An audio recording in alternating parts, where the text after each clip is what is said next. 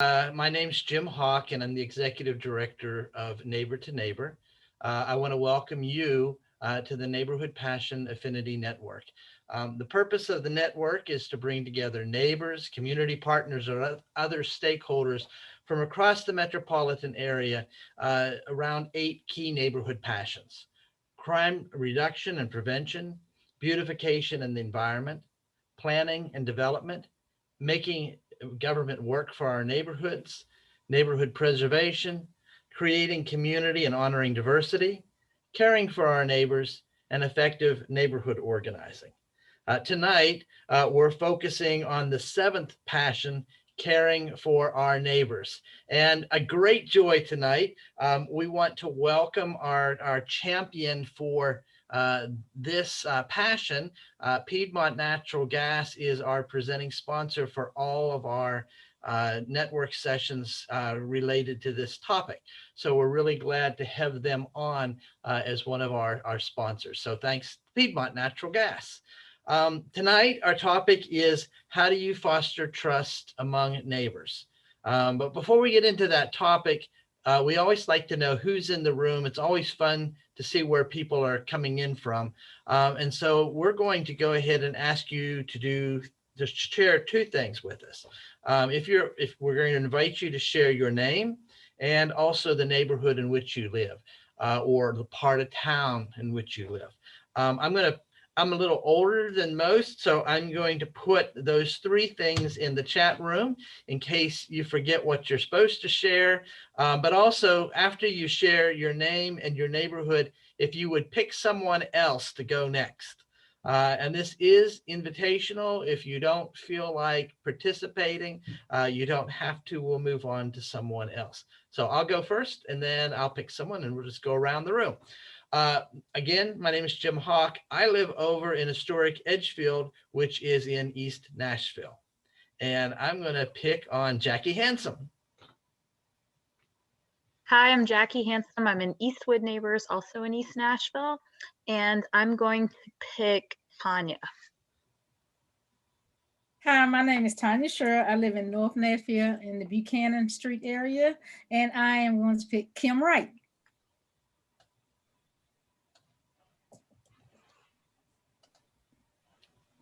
I knew I was coming up after Tanya. Don't ask me how. My name is Kim Wright, and I live in North Nashville, and I'm going to pick Miss Ray. That's an A-E. Hey, Miss Ray. Just chatting away like a big fool. All right, hi, I'm Ray Sovereign, and I live in the Highland Heights neighborhood of East Nashville, which is bordered by Trinity and Douglas, and Dickerson and the Ellington Freeway.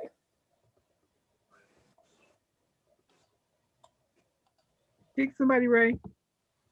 Oh, yes, Winnie. Hi, I'm Winnie Forrester, and I live in the Haynes Heights neighborhood, which is in the Haynes Trinity area, West Trinity Lane. And I'll pick on Miss Kenyatta. Thanks, Winnie. Blessings, everyone. My name is Kenyatta Tidwell. I live in the Brooklyn Heights, historic Brooklyn Heights neighborhood in Haynes area. And I'm going to pick, let's change the view so I can see who hasn't been called yet. I will pick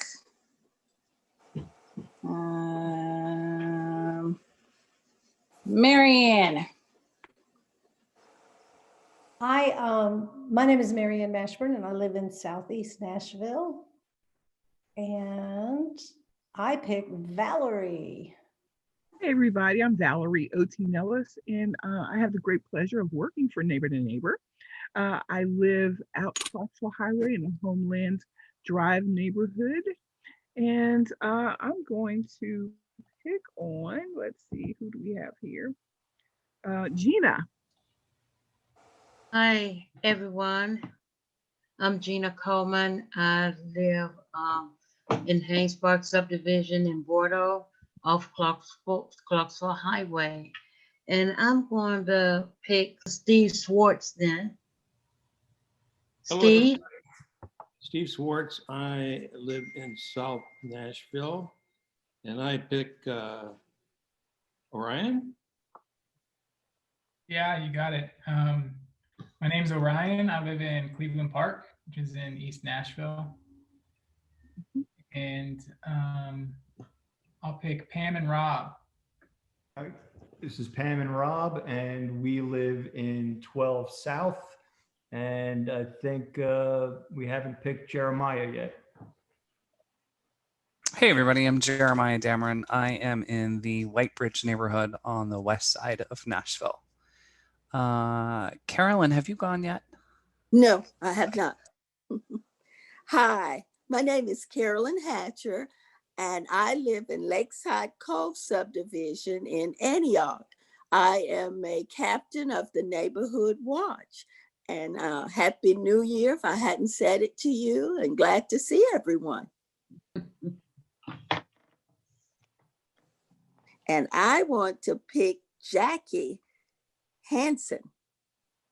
Well, so I'm going to pick, I think Melissa hasn't gone.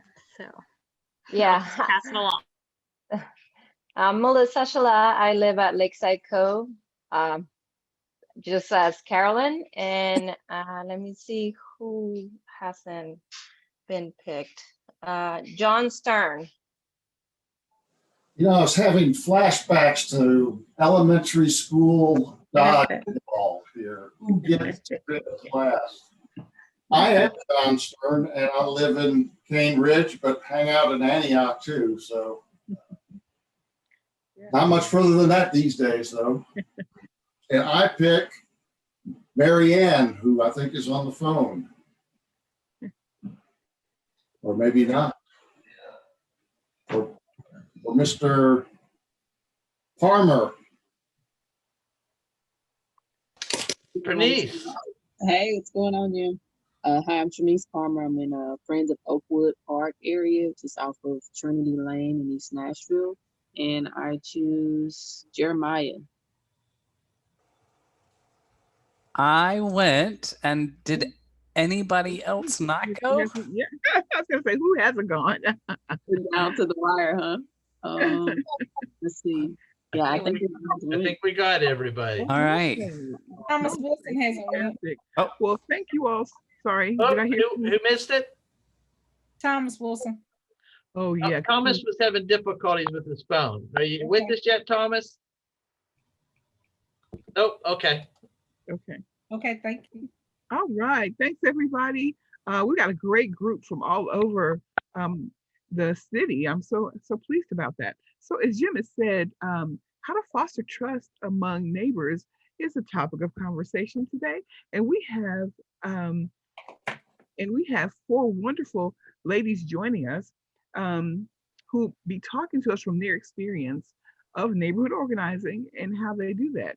So as you know, fostering trust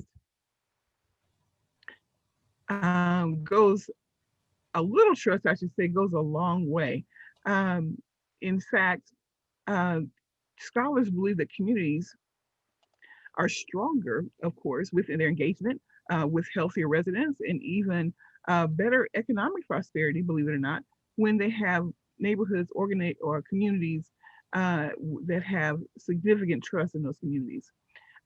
We've had a lot of great success with building trust in the neighborhoods that we're going to be talking to, the representatives, and they've introduced themselves.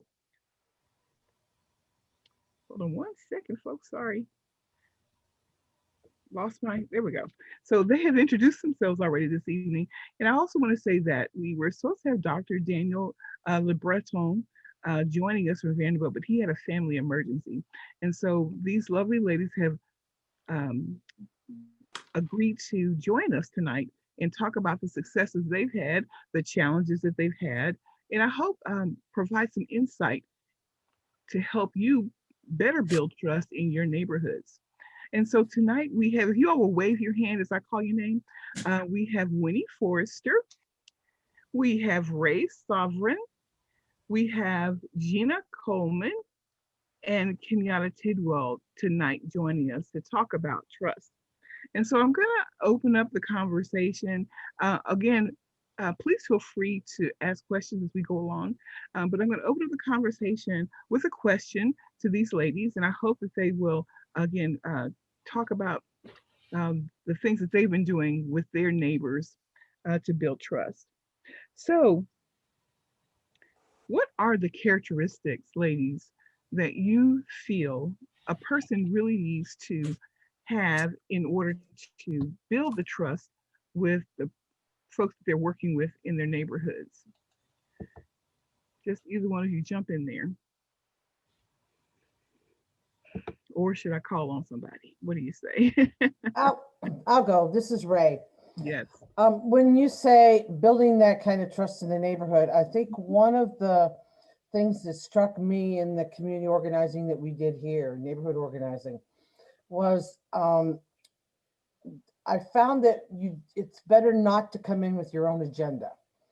That one of the things that people appreciate the most is being able to tell their story of who they are, what their neighborhood means to them, that sort of thing. And to not, you know, I came with I had my own feelings about what my neighborhood should be, but I didn't really start understanding my neighborhood until I started listening to people who already that lived here.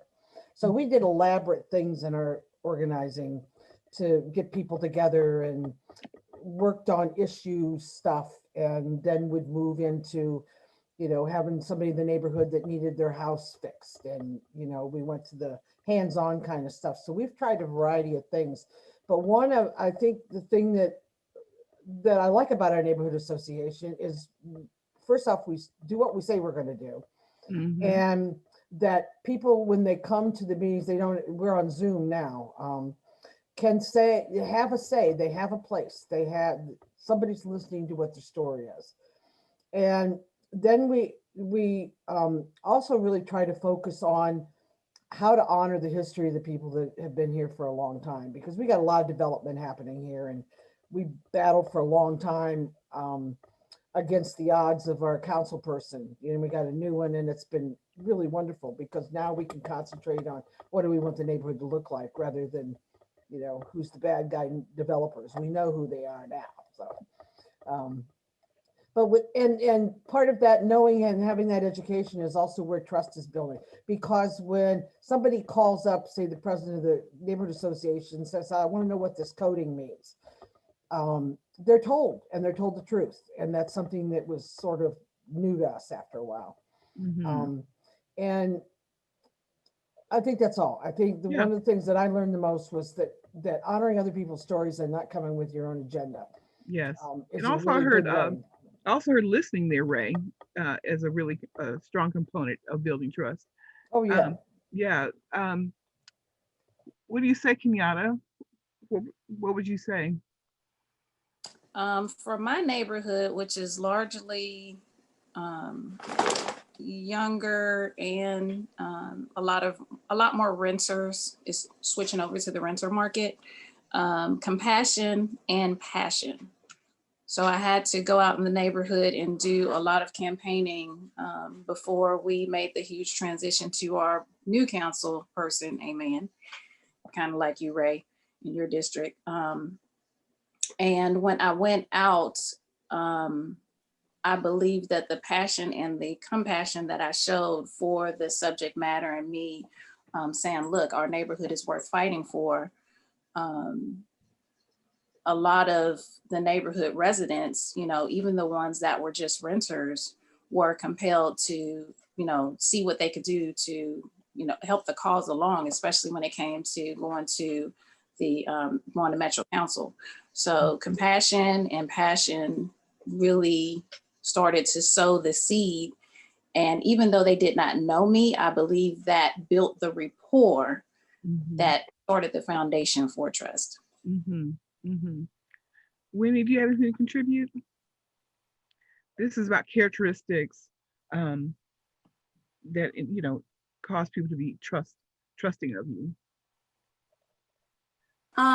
Well, my neighborhood, the Haynes Heights neighborhood, is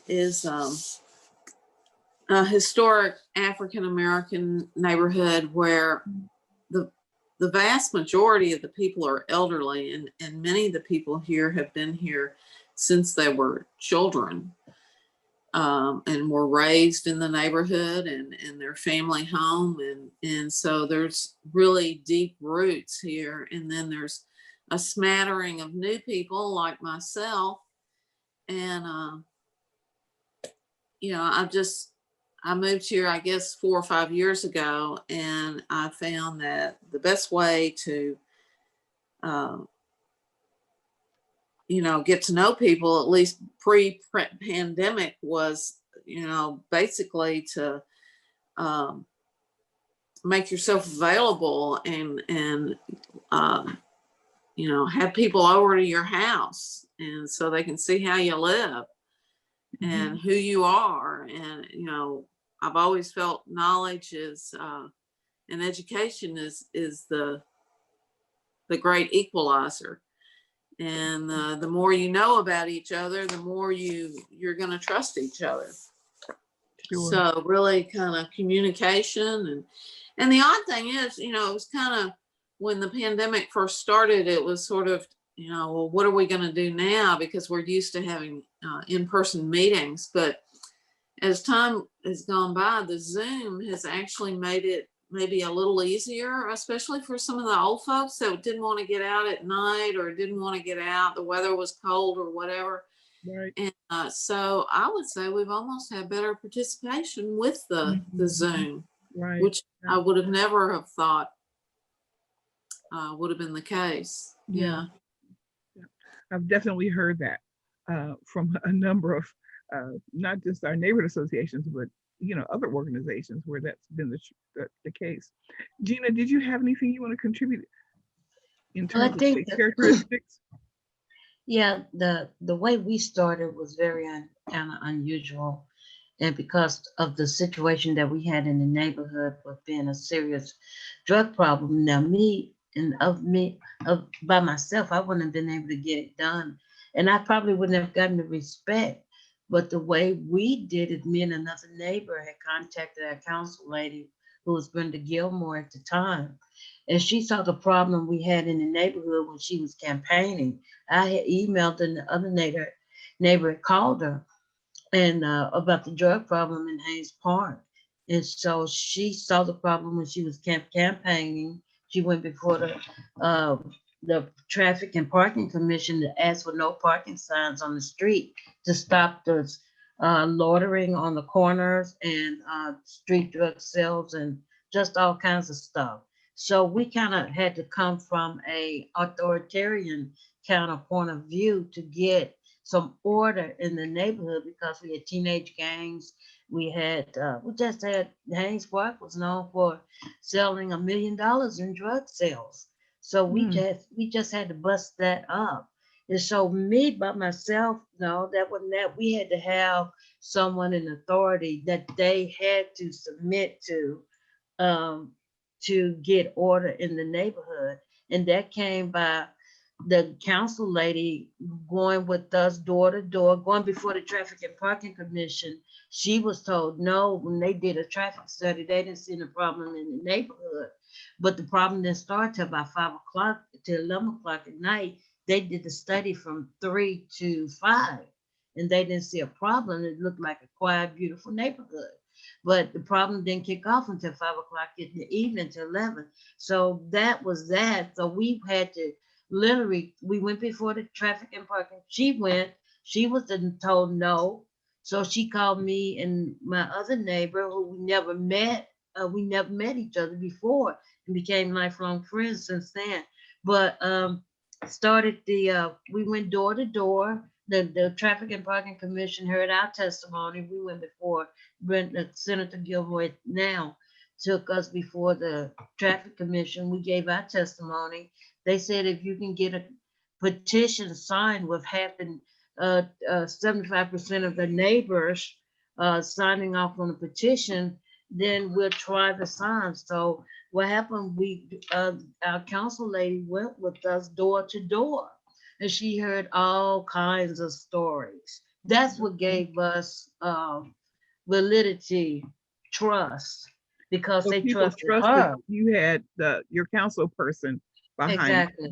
you. Going door to door, because we needed authoritarian figure to say, get the ball rolling with the no parking and standard signs. So we were the first neighborhood in Nashville to get 44 no parking and standard signs on the street. Where was it? When they signed the petition, they understood that they were giving up their right to park on the street for for the crime that was going on. So that's what happened. And so Yeah. we got the petition, and then some of the neighbors came to the council meeting in December when we had to go before the Traffic and Parking Commission again.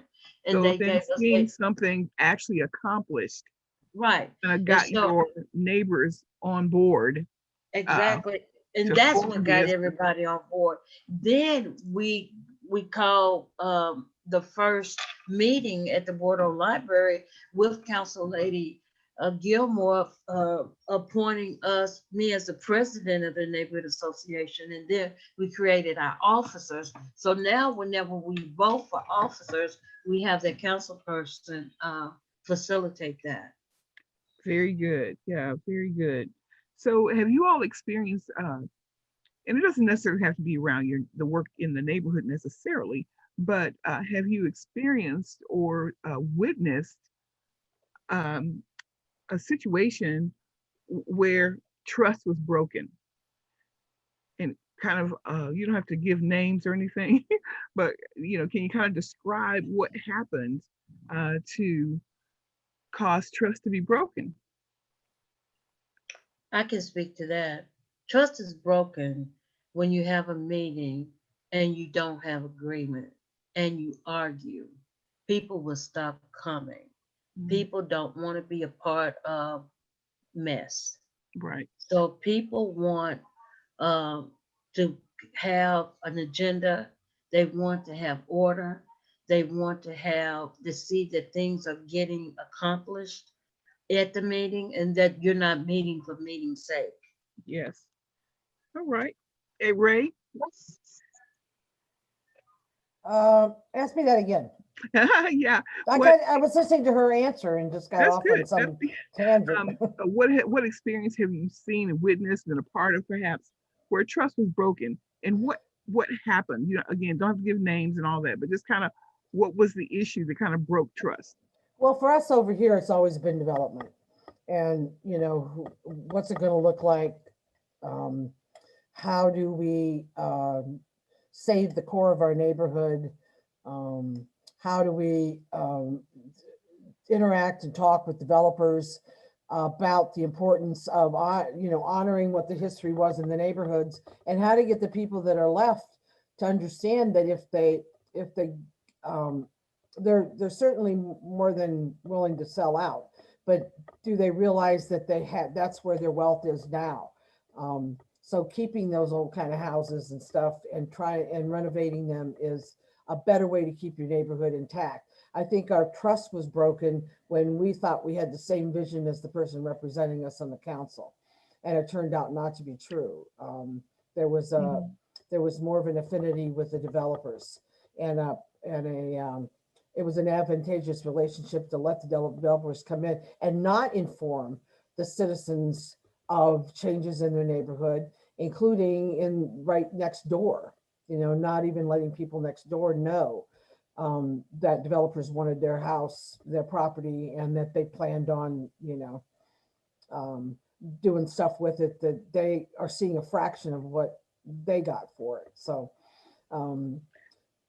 So with that situation, so then the issue though was the untruthfulness. Is that they weren't the fact that our council person was a lion felock, and just didn't, is not there anymore, and good for us. But it was really a terrible 4 years. Yes. When we were trying to build the organization, and we had somebody undermining us the whole time, and we had done the work to know that the neighborhood really wanted to have a say and to have a part of how it was going to develop. Right. That's what we kept seeing as the goal, how we got there. It was, it went in all different directions because there was just so much coming at us. So. Right, right. Winnie, are there other aspects of what are some other things perhaps you've seen that broke trust? So Ray was talking about a situation where folks were not truthful and honest. What are some other kind of things that happen out here that cause our trust to be broken? Well, kind of to echo what Ray was saying, we had a similar issue in this area with our council member as well. Development as of lately has been an issue because of the blasting. We found out that some of the developers didn't have the right to blast, and they blast anyway, and it has caused damages to the homes that are nearby. And so we have 2 properties or developments underway right now. The first one is that Oakwoods apartments that just went up. They're open now, so we're now starting to see, more trash everywhere. A lot of people still have not had the issues with their homes being damaged from the blasting, the illegal blasting that took place in that area. So now it's an issue with that and them relating to our council member because we did bring this up in the meeting. And this was before COVID, and they were supposed to look into it, and it just kind of, the ball was just dropped there. So it was already a disconnect because of their prior relationship with our council member at the time. And so that didn't help. And now we're faced with the new one. I think it's called, is it High Views or something? I can't remember the other development that's sitting on Trinity Lane now, but they blast quite often. And so those people in that area, which is tapping into a separate district, because Trinity Lane separates District 8 and 6. And so a lot of people are running into issues with that development as well, because they're starting to notice foundational cracks, in their homes, and unannounced blasting, and it's just continuous. And so that's a big issue. But also with the development, it seems as if the traffic control is an issue too. And that's causing a little bit of distrust, because not only was these developments coming into play long-term for a while now, but like them having to rush to decisions on how to, kind of control and maintain that traffic, because there's only one way into Oakwood area, and that's Oakwood Avenue. And so now you have the apartment complex traffic that's just one way in, one way out, and they're kind of driving reckless and not yielding like they're supposed to. There are a lack of signs in our area. And of course, we've been promised these signages are coming, but when? Because now you have these developments and we're trying to maintain the flow of traffic safely. There's a lack of sidewalks all up and down Oakwood Avenue. You have to reach a certain point before you get sidewalks. And so it's a lot of traffic control issues that's causing a lot of distrust, and people just naturally don't want to attend the meetings because they haven't seen the benefits of going. Yeah, so we have people not being responsible, for doing what they say they're going to do, which is an issue which breaks trust. Ray talked about untruthfulness. So we have these issues that arise. How do you all resolve them? And I want us to talk about also not just with people maybe outside of our neighborhood, but maybe sometimes the things that are happening with neighbors or between neighbors when trust gets broken in that way. What are ways that we can resolve and solve the issue of trust? I know for me, I'm really drawn to leaders, and I'm really drawn to leaders or neighbors who are very open and is not just interested in diversity, but also interested in inclusion. I mean, sincere inclusion, just not that, that representation. Those are very transparent, who are very open. They don't know it all. When they're right, they're right. But also, if they don't know it, just to say, I really don't know. And, just very open, down to earth, and transparent people. I think that helps not only build the trust, but it also helps to tear down the wall. So for me, I'm really drawn to people, particularly leaders who possess those characteristics. It just makes it easier for me, particularly, and I know this is not a Black or white, as an African American, because it's always been that barrier. You have to go in with your guard up, and for me, when I start seeing those characteristics, it just makes it easier for Yeah. me to build a relationship. Well, how do we build? You make a good point. People often put walls up sometimes. How do we get those walls broken down? You talking about like the preconceived notions? Yeah, preconceived notions. That could be a wall, not really fully understanding a situation can be a wall, but how do we help people bring those walls down? And I like what Winnie said about sometimes you just have to open the doors to your home and just let people in. I mean, just, it is what it is. If you accept it or you don't. I thought that was a great point that she made. Sometimes it's It the is a good old-fashioned point. way of just. Can I add on that in our neighborhood, that's one of the things we did regularly before we stopped, just doing Zoom meetings, is we had regular times that we broke bread, we called it, with the neighborhood. Yeah, as an association, we would put on a feed or we would hook it up. We're fortunate enough to have a community center that we have access to, so we can back that community center also into. They feed on Tuesdays. Open Table does. So one of the things we were able to do is to sort of meld that together, our community meetings with the folks that come to get food that live in our neighborhood. They just don't have shelters. That in Highland Heights, that's one of the issues that we're really grappling with as an association is how do we interact with, how do we impact the development in this community that takes into account that we have a lot of people that are shelterless that were born and raised in this community, and through no fault of their own are now without shelter. I don't want to say homeless because I've been corrected enough times. If you got a tent, you got a home. That was the thing to me. But the stability of having housing and the stability of being in a neighborhood where you could actually, for one night, not have to worry the next morning, what's it going to be like when I crawl out of bed? Is it, because you go right into the outside, and we're grappling now as a neighborhood to try to address some of those issues on personal levels, trying to find people, facilities, which is difficult in this town as it is now. But we don't give up. And that's one of the things that our neighborhood association really understands, both in its principles and also in its practice, is that those people have to be considered as well. Very good. Are any other thoughts, strategies about how do we going to build trust? How are we going to break down walls? Don't be two-faced. When they open up the door, they say you're having the comments and feedback, and you hold it all in, and then you get outside in the hallway with the person you feel most comfortable with, and then talk to me like, well, why didn't you just say that in the meeting?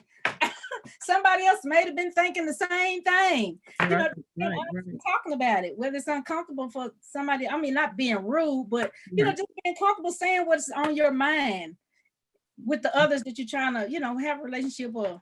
Be honest. Yeah.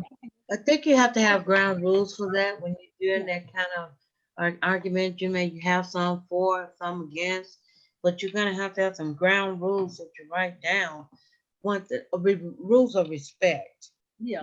The things that you don't do and your do's and you don't. I think you're going to have to make it a safe place where people can come in and comfortably talk about stuff, and that neighborhood business is neighborhood business. If they don't come to the meeting, I mean, some things you can talk about and some things maybe you don't want, to talk about. I don't know. That's what your entity's called, but I think you got to have some ground rules of some do's and don'ts, and rules of respect, and you're teaching as you're leading. You're teaching, and you're equipping, and you're developing leaders as you. And if you go in with that mindset that you got this group of people that God has blessed you with to come in agreement on a burning issue. Now, the burning issue, I think started out as a burning issue 16 years ago, but we've been together 16, 17 years now. But it started out with the drug problem in the neighborhood, but we've accomplished a lot of things over the last 16 years. So we built, these have become friends over 16 years. Right. These have become family, almost like family. Right. Kenyatta, you were going to say something? Care. Yeah. My neighborhood, we have not been successful at actually starting. My little fur baby's trying to get in the video. Excuse me, please. We have not been successful at actually making our organization, you know, pulling our neighborhood together to make an actual neighborhood organization. But the care, you stop that.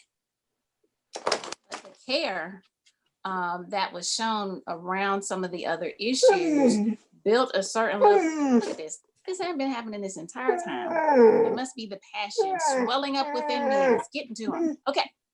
So the care, I believe, has. Shh, one moment, please. Okay. The care. Look, it's just like a toddler. That's what happens when you get COVID pets, y'all. Okay. I believe the care has been to create and build. Look, y'all see I'm suffering through this, and build up that layer of trust within my community. Even though I wasn't able to bring everyone together, having different pockets of people that we can go to for different issues, being able to allow people to come to the table to deliver in their own strength for whatever issues came. Actually being able to go to certain people, because sometimes it's not able, like I said, because we don't have a you know, an actual formal organization, but it's being able to go out into the community and saying, okay, what is your skill? Can you do this? Our people respond very well to that, to personal things. Hey, we got this going on. I know you're good at this. Can you plug in here?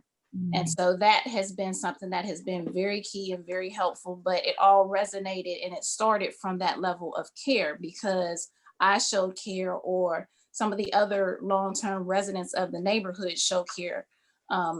My family has been here for much longer than I've been here. They had a presence of care in the community. So being able to pull all of that care forward, you know, really laid a foundation and helped us to accomplish small things within our community. Fantastic.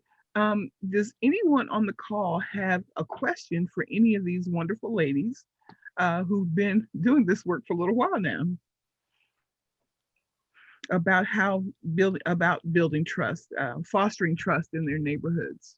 I've got one that will not surprise many of you here, but I know a lot of us doing this kind of work within neighborhoods have been talking for a while about how it's a space where not a lot of young people show up, and that's something that's really that I'm really passionate about, and I see trust coming into that too, right? So it's like it's a foundational idea. People won't don't care what you know if they don't know that you care, but like it's not a space, just like we see in things that others have mentioned too, of like, you know, who does and doesn't show up at neighborhood things and why might they not feel welcome doing so. But like, have any of you had experience bringing young people into the process and cultivating that kind of trust?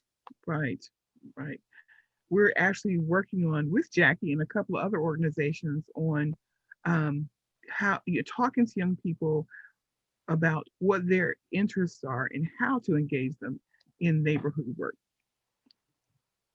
I have a question for you all, and I think that Gina kind of touched on this. When it's a drug issue, because that is pockets of my street alone in this area is a major problem, but on my street, there are pockets of the street that's just very problematic.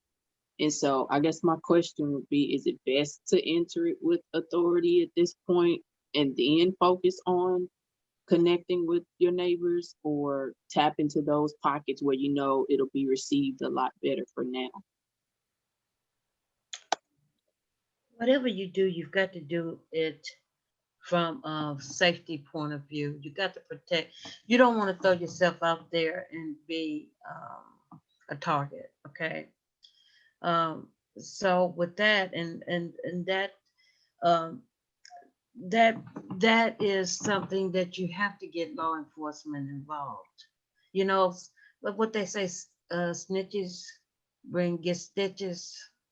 So what I have found, we were not going to get any respect, and that me and the other neighbor were not going to get any respect. They weren't going to listen to us. We had to bring the law, and we had to. This is what we had to do. We got engaged with the mayor's office of neighborhoods. We got engaged with codes enforcement. We got engaged with the police department.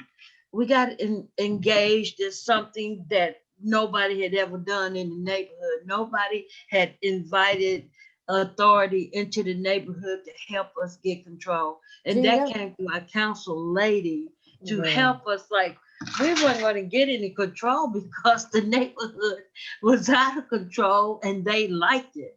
Gina, but you some had of the work that you, Gina, some of the work that you did went directly into them developing the community liaison police officers in the precinct. Because I had a conversation with my folks and they talked about you guys.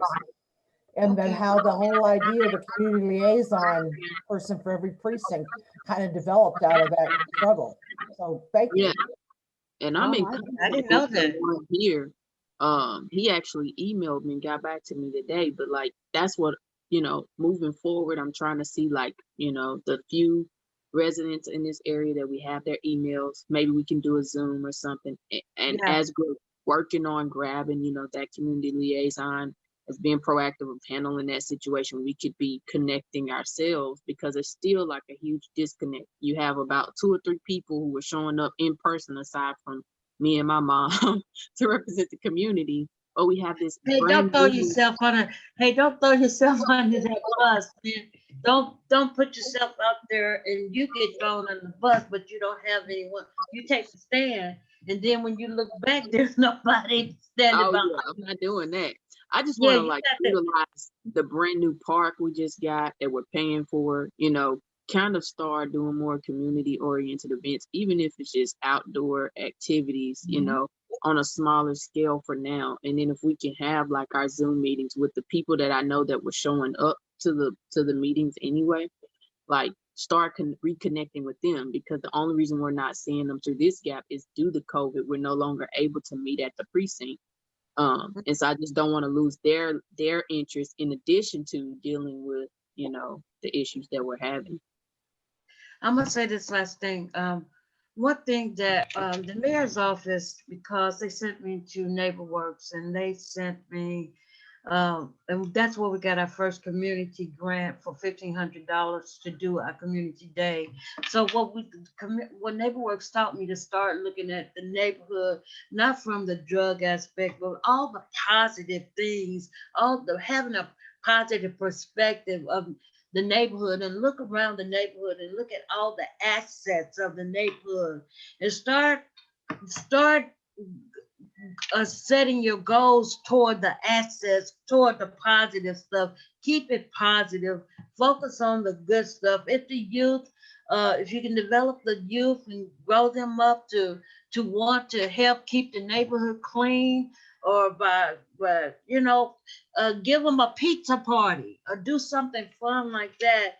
Good things like that to start to make the neighborhood look at itself in a different perspective, or in that area of, because you know it's different parts of the neighborhood, like you say, but nobody wants to come to that area where they may be doing drug things. But you've got to know that you called to go into that thing, and that you're going to be protected, or you got to have some kind of protection, or you got to have somebody inside that's sick and tired of it, that wants it to change.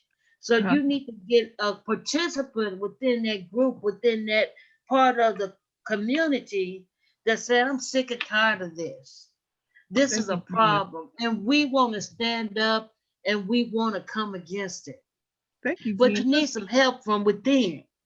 That's true. That's a good point. Thank you very much. And we can connect, Trinice, you and Gina, we can connect you two, so you guys can continue the conversation. Thank you all so much, everybody. We're coming up on our time. Does anybody want any last thought before we get out of here? Well, thank you all so much. I want to again say thanks so much to Gina and Winnie, Ray, Kenyatta, for participating with us tonight in this conversation. I think there were some good points made. Want to remind you, next week we will be speaking again.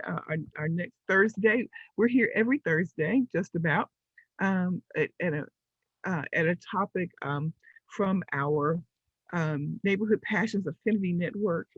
If you have any suggestions you'd like to make, please email Jim or I. We'll be talking about the roles of neighborhood organizing next week, and Jim will be our wonderful guest speaker. All right. Thank you all again so much for being here, and we'll see you next time. Have a good night and a great week.